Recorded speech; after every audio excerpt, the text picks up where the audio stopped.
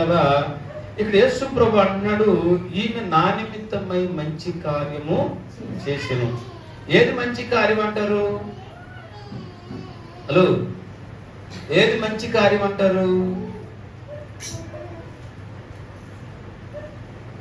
ఏది మంచి కార్యం అంటారు? దేవుని కొరకు చేయటం మంచి కార్యం, దేవుని కొరకు ఇవ్వటం మంచి కార్యం, దేవుని కొరకు నిన్ను నీవు అర్పించుకోవటం మంచి కార్యం, దేవుని కొరకు నీ జీవితాన్ని సమర్పించుకోవటం మంచి కార్యం, మందిరం కట్టడం మంచి కార్యం, విశ్వాసులను సంపాదించడం మంచి కార్యం, నీ పక్కనున్న వారికి సాక్ష్యం చెప్పడం మంచి కార్యం, నీ పక్కనున్న వారిని దేవుని యొద్దకు నడిపించడం మంచి కార్యం. అంతేగాని దేవునికి వ్యతిరేకమైన పనులు చేయటం మంచి కార్యం మాత్రము కాదు.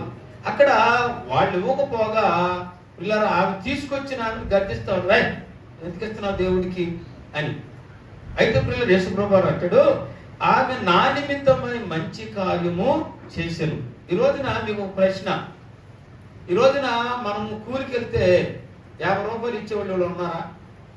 కూలికి వెళ్తుంటే మనం ఎంత సంపాదిస్తున్నాం? కనీసం రోజుకి 1000-500 సంపాదిస్తున్నాం. సంపాదిస్తున్నాం లేదా? మరి దేవునికి నువ్వు ఇచ్చేదంతా? దేవునికి నువ్వు ఇచ్చేదంతా ఎప్పుడైనా ప్రశ్న చేసుకున్నారు మీరు? నేను ఒక 500 దేవుడికి వారం నేను ఇవ్వగలుగుతున్నాను అన్న చేతులు ఎత్తండి. ఇక్కడ చెప్పండి. నేను ఈ వారం 500 సంపాదించలేదు అన్నోడు చేతులు ఎత్తండి. ఈ వారం నేను 500 సంపాదించలేదు అన్నోడు చేతులు ఎత్తండి. అంటే పిల్లరా, మనం ఏం మర్చిపోతున్నామంటే దేవుని యొక్క మంచి కార్యమును మనం మర్చిపోతున్నాం. మనము ఉన్నప్పుడు ఇవ్వటం కాదు దేవునికి, మనం ఉన్నప్పుడు దేవునికి ఇవ్వటము కాదు, లేమిలో కూడా దేవునికి ఇవ్వాలి. లేమిలో కూడా దేవునికి ఇవ్వటం వల్ల నీవు ఆశీర్వదించబడతావు. దేవుడు అంటున్నాడు, ఈమె నా నిమిత్తమై మంచి కార్యము చేసెను.